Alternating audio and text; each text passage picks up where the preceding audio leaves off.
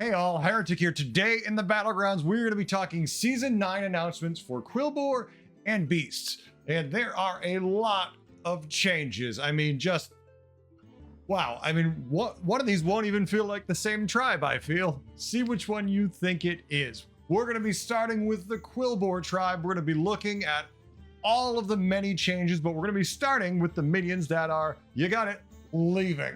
First, right off the bat, we are losing Tough Tusk. Now, this minion is, a decent early minion. Later in the game with some shenanigans can make it very effective. With the ability to reset the shields in combat previously, it was a powerhouse. With the new idea on some of these Quilboar, it might not work as well, and for that reason, it is gone. Moon Bacon Jazzer has left. Also, no more buffing the health in this manner of your Quilboar. It'll be interesting seeing no Moon Bacon Jazzer digging for on turn 2 as we've done for so long. And in the same idea, Prickly Piper, gone. No more Death Rattle buff your attack anymore. Just, it's out of there. Some big changes still. Mangled Bandit, gone. Don't have to worry about hanging on to a blood gem anymore for extra blood gems. Snarling Conductor, gone. Snarling Conductor, the same thing. All that extra gold you could print, not anymore. Jumping up to tier 5, we're losing Hot Air Surveyor, and I loved this minion. There was just something satisfying about your blood gems applying multiple times every time you played one. And if you thought that leaving was a big deal, how about Transmuted Bramble Witch? Gone. Bramble Witch being one of the big cards to just counter some boards completely is now no longer in the game. And I do not know how that will affect things, but in my mind, that means we're going to see a lot more big minions. But see what the new ones are when we get there. Maybe it's not the same. Find out. At tier 6, we're losing Agam, but Agam is already currently removed because he's too good. And hey, look, he's not coming back because, yeah, he's too good. We don't need that. Bristlebach is also leaving. No longer will we have to deal with him buffing in the combat, our boards, and more importantly, our opponents' boards. Now it's time to talk about the Quilboar that are changing, and a few of them have changed their forms a little bit. Right off the bat, Sun Bacon Relaxer, tier 1, 2-3, with the same ability of when you sell this, get 2 blood gems. The 2-3 upgrade is quite the difference in stats from the 1-2 he has been since inception put in the game, and that is kind of crazy. I mean, I'm fine buying a Sun Bacon at the right time, usually just to cycle. Now I can buy to actually keep him on the board and feel like he's doing something, and then giving me the blood gems later. Also at tier 2, we had the Bristling Buffoon, a 1-3. Whenever this takes damage, get a blood gem, max 3 times per combat. Feels pretty good as a tier 2 minion. I actually prefer this down here at tier 2 for what it does, so I'm pretty happy with this change. Banner Boar sitting at tier 3 is a 1-4. At the end of your turn, play a blood gem on adjacent minions. Not a big deal. Fearless Foodie, though, now sitting on tier 3 as a 2-4. Choose one. Your blood gems give an extra +1/+1 this game, or get 3 blood gems. And I gotta say, if you like playing Quilboar, there's nothing wrong with there being more of these in the pool and you getting earlier access to them. Do you hate Quilboar?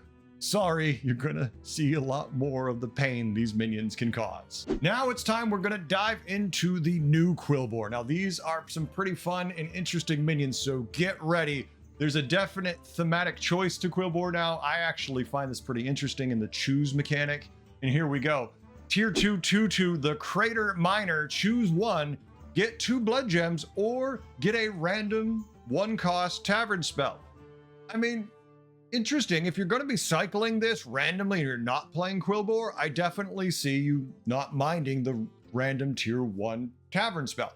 If you're doing it for the blood gems, of course, nothing wrong with that. Seems like a decent minion for tier 2. I'm interested in seeing it.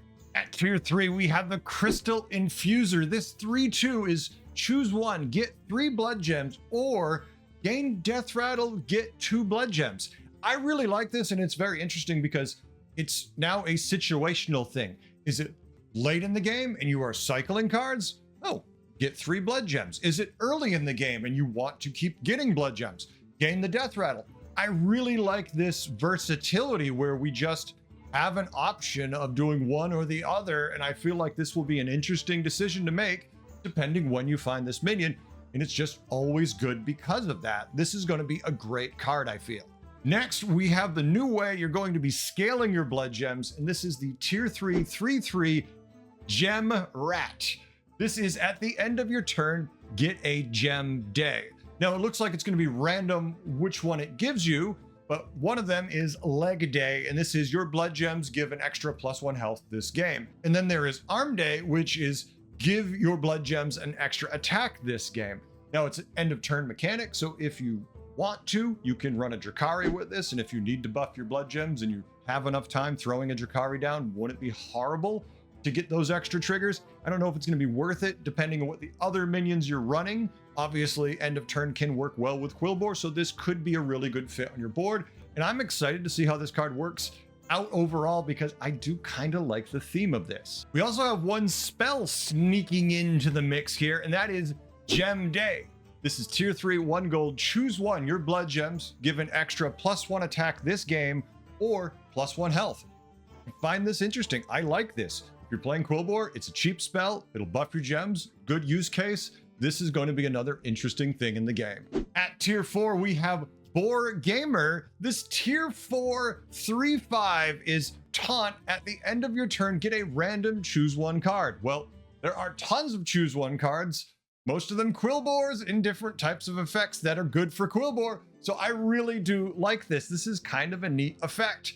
And I kind of feel like this is going to be a great fit for your board, at least in the early game, right? Maybe not in the late game, but if you hit this with a triple, you don't hate it because it's going to generate you more cards that are going to be useful for your build. So not a bad fit.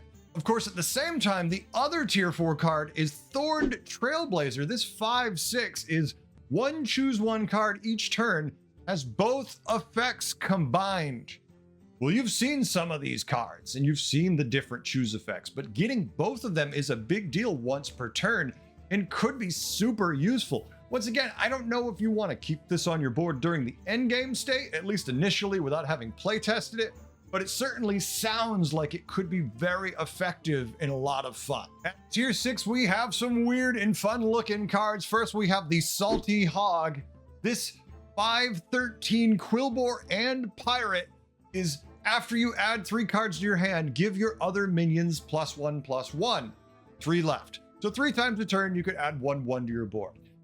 I'm not really sure how much I love this card, but it's interesting thematically that if you add 9 cards to your hand during your shop phase, you're going to add 3/3 to your board. It feels a little light, but once again, we're in the meta where things are supposed to be slower and a little weaker. So while it sounds weak compared to what we're playing now, it might actually fit really well in what we're going to be playing in the future. We'll have to play and find out. Alternatively, we have Turbo Hog Rider, which is a 5/7. After you play a choose one card, play a blood gem on all your other Quilboar. Now, it's not going to buff itself. Sadly, it doesn't do that. But if your blood gems are buffed at all, and you can be doing that with the choose one cards, this will be good, especially if you're getting to play a few a turn. This can put a decent amount of stats on the rest of your board immediately. When you compare this to, say, something like Salty Hog, you have to add 9 cards to your hand, give all your other minions 3/3. That doesn't feel like enough because odds are Turbo is going to have a lot more stats because blood gems typically are bumped up a decent bit. Even if, once again, we go by the yardstick that things are going to be, smaller and not as massive in this meta, your blood gems still should be buffed up better than 3/3. So I really think this is going to be much better. We're going to have to play and see, folks, but my bet is that we all want Turbo Hog Rider and we all triple into the Salty Hog. So what do you think about this new manifestation of Quilboar? Are you excited? Do you feel like this is an interesting play style? Personally, I think the choose one option is really fun. My only concern is that soon we will be followed by a neutral choose one card that gives you an extra trigger every time you play a choose one card, because that's kind of how we always do it. Ran, Titus, Drakari Enchanter. Every time they come up with a new mechanic, it seems like a neutral minion pops up that makes them twice as good. The issue then is they become too good often. That would be my concern here. Maybe they're just waiting to see how these work and then see if they want to do that, but I'm kind of hoping they just leave it like it is because they can be just fine, maybe a little weak when you trigger them once, but when you always double those triggers, they instantly get too good, I feel. We'll see. Hey folks, if you enjoy these videos, if you're having fun, please consider hitting like, subscribe, all that good stuff, because it helps the channel grow. And I am still on my never-ending mission to grow the channel and actually become an official content creator with Blizzard. Yeah, I know, even with all the controversy, this is what I've been doing for a long time, and I even meet the requirements, but I'm not in the program. So hey, do me a favor, do those things, and if possible, hey, even if you know someone at Blizzard, poke them, annoy them. That's what I've been doing for a couple of years. Maybe I need to talk to some of you to do it, because damn it, they don't seem to listen to me. Thanks for watching, I do appreciate it. All right, it's time to dive into the beast. If you thought Quilboar were changed a lot, wait for this one, because there's a lot of shifts in the meta here, folks. Are you ready? First, the minions leaving. We're gonna start with Trusty Pup, the tier 1 minion I personally never want to see. Won't have to see again for a long time. Also leaving, the Silver Goose. I definitely like this minion, but it can be problematic at times, so I don't really care that much about it leaving. It's fun to watch when people misposition and the triggers hit on it, and then all of a sudden you've got these little tokens in the way and everything's messed up and you know what went wrong, but all you have to do is spend 10 minutes and watch the animations play out, right? Rooster is also leaving. I do like this in the early game when you have a couple minions with a lot of health and maybe not much attack. You throw this out there, it pops their attack buff onto them and everyone's happy. You don't care about the damage, but gone now. Also leaving is Rampager, because, well, you're gonna notice that there's a little less damage being done to the beast board anymore, because their whole mechanic has been, hey, we self-damage, and the game went, we don't like that. Let's stop doing that, because that's how we're gonna speed up animations. We're just gonna get rid of them, right? At tier 4, Trigor the Lasher, gone. Once again, self-damage, kind of limiting. Octosauri Rap God has also been removed. Now, this is one I actually did like. I thought the Octosauri was fine and enjoyed playing it. You could triple into this, even if you had no intention of playing Beast, you already had a direction, and it was at least an 8/8 that put out an 8/8, so it felt like a valuable triple because of that. We'll see what we're gonna replace it with. Also leaving, Iridescent Skyblazer, and going to be the Spiked Savior. You've got it. All the self-damage stuff, for the most part, gone. We're not going to see that anymore. Now it's time to look into the minions. Let's talk about the minions that are returning to the battlegrounds and the spell that's changing. First, Hungry Snapjaw, tier 2, 5/2. After you summon a beast, gain +1 health permanently. It's really good if you get it really early and you have a bunch of random summon things, because it's got enough attack where it can carry you through the early and mid game, no problem, and it will gain enough health if the hits are right and not it gets sniped every time immediately like will happen. It will be a good minion, but I didn't like this minion the first time because it feels kind of boring, and I already feel like I need a nap after looking at it now. Boon of Beetles changing quite a bit. Tier 4, 1 gold. When you have space in combat, summon 2 2/2 beetles and give them taunt. Well, stat-wise, this is obviously a massive decrease in what it is from what it was. I'm interested to see how it works with the new mechanics we're going to be doing, but at least that way, I feel pretty bad about it because I liked it in the last form. Finally, we have the return of Niazawa. This 7/6 is technically a cleave, was a fun minion, and it's fun because I like the random of it. Whenever this attacks, deal damage equal to its attack to another random enemy minion. So it's going to begin its attack animation, it's going to decide who it's going to hit, whatever taunt minion or random minion that's available, and then it is immediately going to shoot at the other minion, and then it will hit its initial target like it's supposed to. So you will get to potentially snipe something very important in the backline, or you're going to hit their biggest minion with your attack that you didn't want to hit. It's not going to do anything, but it's fun, it's random. I like that. It is kind of a cool minion, to say the least, if you're playing beasts. Long gone are the days where beasts have a cleave, and this is the closest thing they've got now, and I feel like I like this minion being back. Now, the issue is when I start seeing this thing in Menagerie, because it's very annoying in Menagerie, because you can buff it quite a bit there, but at least initially, I am happy to see this back. All right, are you ready to see the new beasts? Are you prepared to see the new beast? And essentially, it's like a new tribe. You'll see in a second. Here we go. The Buzzing Vermin Tier 1 1/1 Beast Taunt Death Rattle Summon a 2/2 Beetle. Does it seem bad? It's a 1/1 that summons a 2/2. Feels pretty simple, right? Next, we have the Forest Rover. This 4/2 beast is Battle Cry. Your beetles have +2/+1 this game. Death Rattle, summon a 2/2 beetle. So it's a 4/2 beetle that battle cries. Your beetles have +2/+1. So is it a 4/2 or is it a 6/3? And then it death rattles out a 2/2 beetle, which is really a 4/3. It's going to be interesting if I'm understanding this correctly. The way I'm reading this and the way I interpret it, this feels like we have a very snowbally tribe type effect where if you find these and they're low tier, so you will find these, you are going to start stacking these buffs very quickly. At tier 4, we have the Turquoise Skitterer. This 2/4 beast has Death Rattle. Your beetles have +1/+2 this game. Summon a 2/2 beetle.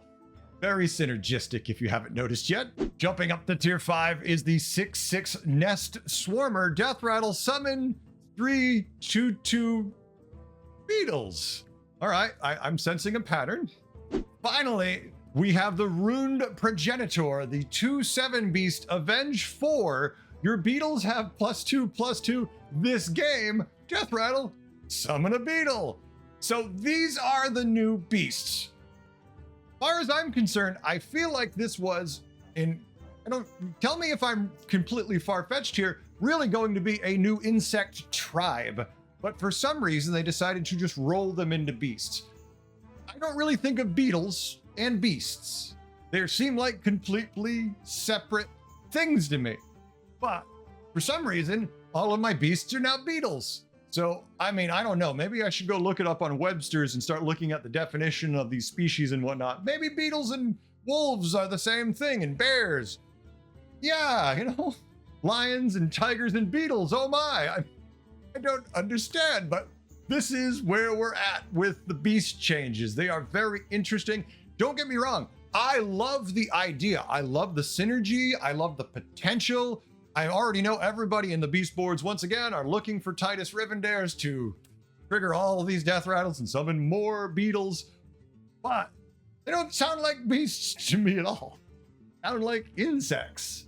Curious what the decision tree for this looked like. What led us down this path to these new beasts? Tell me what you think. But that's it. That's all of our announcements for today. That's all of our new Quilboar information. That's all of our new beast information. What do you think? Tell me in the comments below. I really want to know what you feel about these changes. I feel like thematically, Quilboar feel fantastic. The choose one mechanic, they've really embraced completely, and I feel like it looks like, at least at a glance, that it's going to work well. I want to play it a lot.